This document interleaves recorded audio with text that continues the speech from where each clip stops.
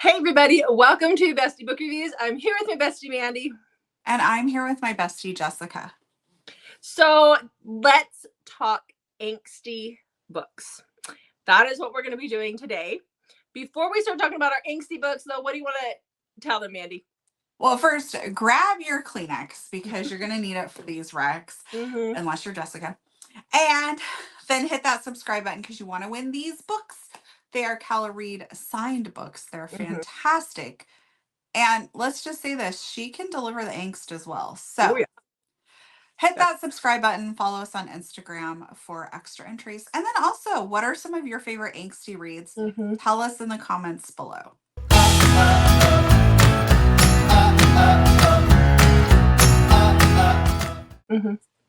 So one thing that we talked about when we were coming up with these books is that angst is subjective. It's kind of like dark. It's subjective to the reader. And so apparently is crying. Yes. Yeah. Because I could cry at I don't know, cry at a lot of TV commercials when we had commercials before live streaming everything. But books don't do it for me. And so when I think of angst, for me, it's the ones that give me that anxiety feeling, or that how are they going to get through this feeling? I don't necessarily measure it by crying. Well, no, I get that too, but usually the books that bring that also bring the tears. Yeah. Yeah. And typically if you read one of these books that I say gives me angst, you will be crying. But I am the ice queen when it comes to reading. We have already established that. So, all right. Okay. So let's talk about it. We have 10 recs, like always. So roll up those sleeves and let's get started. Yes, let's. Okay. So I take it that I am going to go first. Yes. Because I always go first, and if I don't, then I throw you off, right? Okay. All right. So the first book that I have is actually a duet. But this one I read earlier this year. And this is Twisted Fate by Liz Hamilton. The second book is called Twisted Flame. So this is about Emery. And this takes place in a dystopian society where it's far into the future. And because of a virus that went through the population, people have fated mates. And the reason, the way you find your fated mate is by touching skin. And so everybody in society now walks around with short sleeve shirts on, and you just know that as you're walking down the street, you're going to get accosted by everybody touching their fated mate, or touching people to try and find their fated mate. And your chances of finding a fated mate are 1 in a million. It rarely ever happens. But when you find your fated mate, your age kind of regresses a little bit. You look younger, you live longer. You don't live forever, but you live for they think around 500 years. A lot of this is very new. And so this is where we have Emery. She has decided that instead of being one of those persons that looks for their fated mate, you're either a searcher or you're a settler. And so the searchers are always looking for their fated mate, and they will not settle down until they find it. They go to all these parties to try to find their fated mate. She is going to be a settler. And so she has met her husband, who is Sebastian, and they got married. So she was kept in one of these facilities and tested on as a child. Sebastian was a part of the not the SEAL team, but the team that came in and rescued her. And he waited until she was a little bit older and had dealt with her trauma, and then they got married. But one day she is walking down the street and she accidentally runs into a door. It's totally a Mandy and Jessica situation where she's klutzy and she runs into a door. And a guy goes to help her, and he reaches out his hand to help her up. And she realizes this guy, the minute he touches her, is her fated mate, and that is Tobias. And so they agree. She runs away. She is happily married. She wants nothing to do with this guy. But when you meet your fated mate, you can't deny the draw and the pull. And so she wants to go to this facility and see if they can reverse it and break it. And that's where you see all 3 of them in this facility, and they're trying to see if they can break the mate bond. It is very angsty. It is very emotional because you have this woman who is head over heels in love with her husband, but she has this draw that she can't deny to Tobias. And at the same time, we have Sebastian's POV in here. He loves his wife so much, and he's willing to do anything for her. And how do you make that work between the 3? So it's good. It is so good. And the audio comes out in June. So that's coming. It sounds too love triangle-y. There's no triangle. So I know I'm saying that for your benefit. Okay. All right. What's your first? My first rec is Within These Walls by J.L. Berg. And so we have Layla and Jude. Layla is in and out of the hospital most of her very short little life because she has a heart defect and she is going to need a transplant. And she relies a lot on her mom to help her because she can't do a lot of things that might cause too much strain on her heart. So she is back in the hospital again when she meets Jude, and Jude works in this hospital. He is a janitor there, I believe. And so he comes into her room at night to like clean and stuff, and they start talking and kind of form a friendship. Jude has gone through a pretty tragic past that has made it really difficult for him to move on. And the two of them form this friendship that turns into more. But the angst really comes in because Jude is dealing with a lot of stuff that's happened to him, and she is in need of a heart transplant, which is not an easy thing to get. So, very emotional, very angsty. Not only do you have their relationship, but you have all the things that they're personally dealing with that really bring the emotions and the angst as well. So, loved it. But you definitely will want to grab those tissues. Yeah. Okay, so the next one was very angsty. I mean, they're all angsty, but I just remember this one. I was like, oh my gosh, this poor girl throughout the whole book. I'm gonna tell you guys, like, this one does have audio.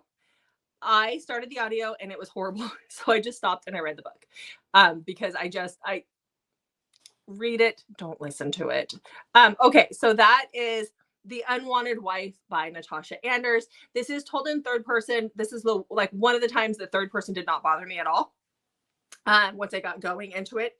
So there was an arranged marriage about 2 years prior. I think it's roughly 2 years prior between Sandro and Teresa. It was a family arranged business deal type thing. And Teresa had always, like, she liked Sandro. Like, there was just something about him and she had been attracted to him. So they got married, and at first their marriage was actually pretty good. But then Sandro kept pushing her for an heir. He just wants a baby. He just wants a son. And they lost a baby, and there's all that drama from that. She's been having miscarriages, and now whenever they have sex, as soon as he finishes, he just says, give me a son, Teresa. And that is all he says to her. Their relationship really has just broken down. They don't talk. All he wants from her is this heir, and he doesn't care one way or the other what happens. He's very cruel to her. So she decides she's going to leave. She decides that this is it. She is not putting up with this crap anymore. And when she goes to leave, that's when Sandro comes in and says, over my dead body. And he forces her to stay in this relationship, and they have to figure things out together. So I loved this so much. I love the next one too. It was very angsty. The second book in the series, the guy has amnesia ish. Like, he gets he doesn't remember. And she takes off with his kid. Both of them are great. Start with this one. Okay.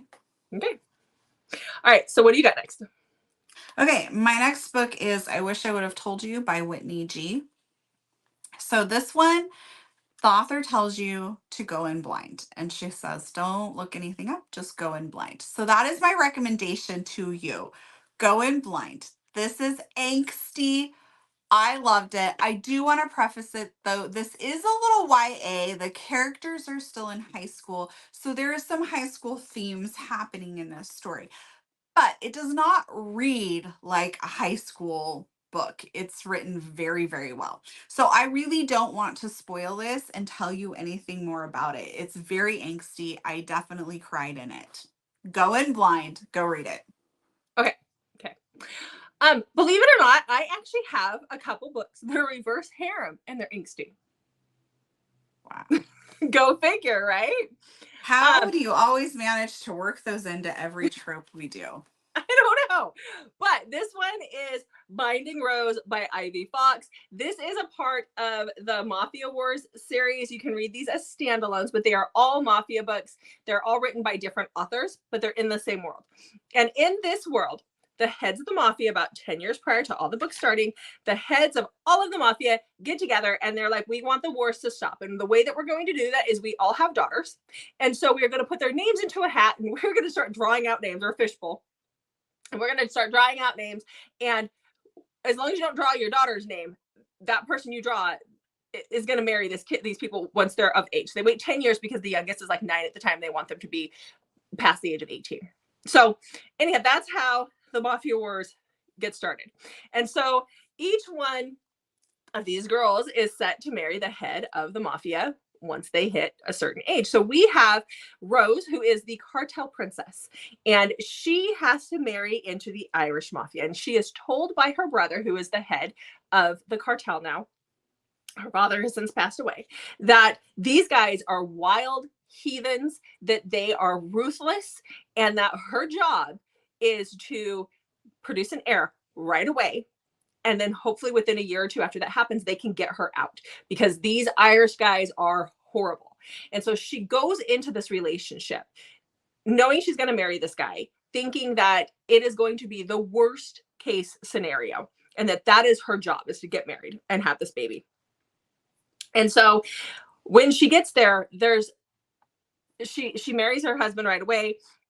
There's a relationship with his brother and his cousin that also comes into play, because all of these are reverse harem. So it's always 3 guys and 1 girl, but her husband will not sleep with her at all. So how is she supposed to produce him an heir so she can get out of the Mafia? And she is just longing for this family. And it was very angsty. I wrote here, very, very angsty. So, okay. What else you got? Okay.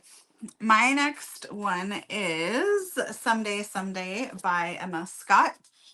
This is about Max. Max, we first meet him in Forever Right Now. He is a NA sponsor and besties with our heroine in that story. And so that is where I first read about Max. And I already felt a little angst for him and his story. So I was very excited to get Someday and read his story. So Max moves back to Seattle and he goes to an NA meeting and has been going there for a little bit when a guy who he describes as a hot Unabomber comes in, and Max is very intrigued by him. So he follows him and like chats with him after the meeting, and they kind of have this like connection, but Max can definitely feel that Silas is like kind of pushing him, like is putting up walls, I guess is a great way to describe that. So Max ends up getting a job to work for a very wealthy man. He has to live on site. He has to sign all this stuff, but he's going to get paid a lot. And it's a fairly more relaxed job than what he's been doing as an ER nurse. So he takes this job and is surprised to find that hot Unabomber is the guy he's caring for's son. But where the angst really comes in with this is that Silas, his dad, knew that he was gay and sent him away to this remote camp in Alaska where they did conversion therapy. And it, like, some of this is hard to read, so check your triggers. It's like horrific, the stuff that he went through. So he is very guarded and not interested in a relationship with Max, even though he's definitely attracted to him and they have some, what am I trying to say? They're building a friendship, but Silas has these walls up because of what's happened to him. So this book really brings the angst in there. It's very emotional, the things that they go through. Oh, loved it. It was so good. Okay. Oh, thank you. You're welcome. You're welcome. All right. Emma Scott's a really good writer. I love her. Mm-hmm. I've enjoyed every book I've read of hers. Yeah. Okay, so my next one is also a reverse harem. Oops, I kicked my table. It's also a reverse harem. You just gotta listen. It's Omega Verse, okay? And that's how they're. So that is Pack Darling by Lola Rock. I read this last winter, like at Christmas time, and I still think about this book because it's very hard for me to find a Omegaverse that brings the angst and the drama like this. I cannot stand fluffy Omegaverse, and that's what a lot of them are sweet Omegaverse, and I just can't stand it. So this is about Lila. So she is living at this private Omega training school. She is a dancer, and she has pretty much starved herself in a lot of ways. She has a very poor diet, and that is to keep herself from maturing fully and going into heat where she has to choose a pack. The way that they choose a pack in this series is that they come to this school, the packs that are looking for an Omega, and there's a performance that's put on kind of like a talent show. She's a dancer. And from there, if they do well, then the packs will, like bid for their attention and that kind of stuff. So she has been at this school. She's like 21 at this point. And the school, she was sold to the school by her mother. So she's bullied. She is treated very poorly at school. And the people who run this Omega Academy are like, you know what, you're too old. You've got to go. And so there is an arrangement made between her and the Wyvern pack, which their dads kind of run the country, or like their government. And so the dads are pushing these guys for babies. They want these grandkids. They want to see this pack move forward in life and have these heirs and stuff. The thing is this pack already has a male Omega, and they are happy, and they do not wish to have a female Omega, but they are pushed to bring her into the home. So when she is brought into the home, she immediately smells these guys and knows that they are her mates. All of them are her fated mates. But because she is on suppressants and she treats her body poorly, her scent is blocked and they can't tell. So when they bring her into the home, she knows that immediately, but they look at her and they tell her, we will never want you. You will never be our Omega. There's nothing you can do. We have one. You're just here temporarily. Do not get used to it. And then it gets going. So it's very angsty when you're told you're rejected, you're not wanted, but these people are the people who are supposed to love you and want you from the minute they see you. And that's not there. And she's very respectful of, I don't want to step on the male Omega's toes. Like, this is his family and his pack, and I don't want to do that. So God, I loved it so much. I wish there was more in this world. Okay. All right. What's next for you? My next book is The Silent Waters by Brittany C. Cherry. Oh, yeah. Yes. So this is about Maggie. And when Maggie is 10, she decides she is marrying Brooks, who is her brother's best friend. And she plans the whole wedding out and tells him where to meet her in the woods for this wedding. And she goes out to the woods for her wedding day, and Brooks does not show up. But instead, she ends up witnessing a horrific attack out in the woods, which leads her to go completely mute. And she doesn't speak anymore. And there's obviously very traumatizing. And Brooks carries a lot of guilt for what happened because he was late to their wedding, even though they're just little kids. And so as the years go by, Maggie does not leave her house. And there's some other factors kind of playing into this, but she does not leave. And so Brooks comes over every day after school and spends time with her, and they just really have a really good solid friendship, which turns into something more when they are teenagers. And then life is going to get in the way, and Brooks needs to go off and live his own life now, and that makes things very complicated. And it's so incredibly angsty because he loves her and she loves him, but she doesn't talk and she won't leave the house. So how does this work? Especially when you're Brooks and you're about to become an extremely famous rock star. I love this book so much. So good, so angsty. Oh, the tears that I cried. Yep. Okay. So my last angsty book is one that I've talked about a few times. I guarantee it will be in my top 5 for the year this year. I read it back in January. Ooh. Oh yeah, Still holding on to the top 5. It is. I mean, the only thing that it is battling with is Pam Godwin's book at this point in time. So it will be either one or two at this point. So let's talk about this. This is Spark of Madness. This is the Ember Glen trilogy by Bren Ford. So this is book 1. This book, I still think about it constantly. So this is about Mercy. And Mercy lives, this is dystopian, post-apocalyptic type, story. She lives in this village. And in this village, they have, every month, they have like a purge, basically, where all the men of their community get to go out. And there is this group of women, and they call them their handmaids. Are they handmaids? Oh no, I just said it's like they're servants. They're not handmaids. I wrote down it's like the Handmaid's Tale.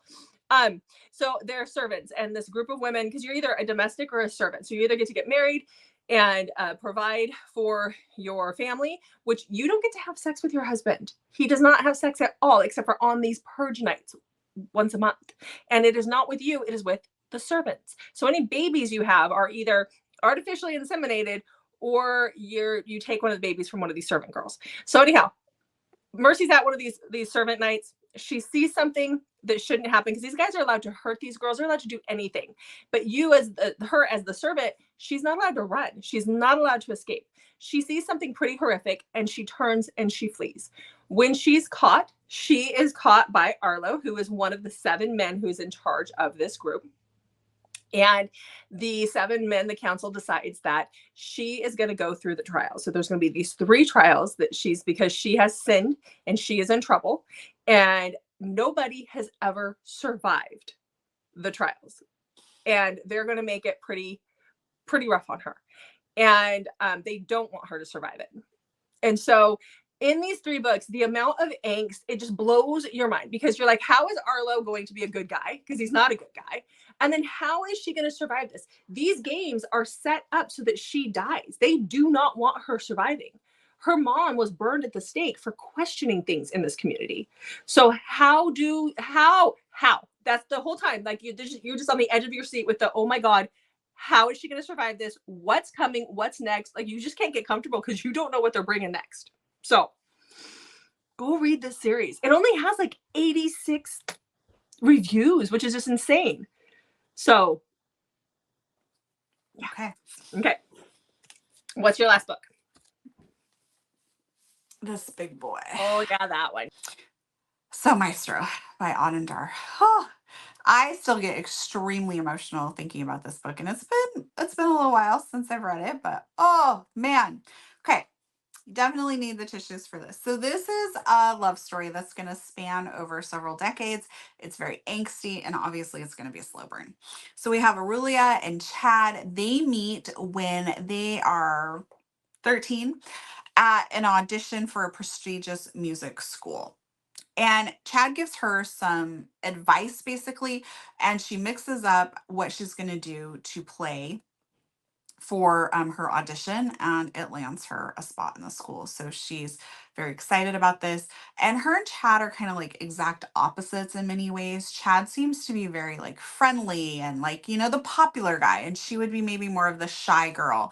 And her family doesn't have a lot of money, and Chad's family has a ton of money. So very different worlds, but they're just very connected, and they become very good friends, which as they become teenagers becomes more. But then of course life is going to happen, and lots of things happen that keep them apart over the years. But Chad always remains that, like, you are my best friend. And she tries to stay friends with him, even though when it really, really hurts her. And when I started this book, something happens like right in the prologue, and I'm like, what the heck? And you just keep doing the what the heck as you're reading this story. But oh, so angsty, so incredibly good. It's such a beautifully written story.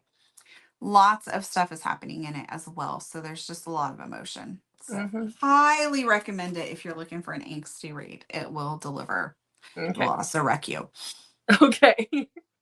All right, guys. So that is it for our angsty book recs. Make sure to check back on Mondays, Thursdays, and Saturdays for new videos from us, and also hit that notification button so you get notified when we drop extra videos. We love dropping extra videos over here. Yeah. And tell us in the comments, what are some of your favorite angsty reads? Yep, definitely. I can't wait to hear those.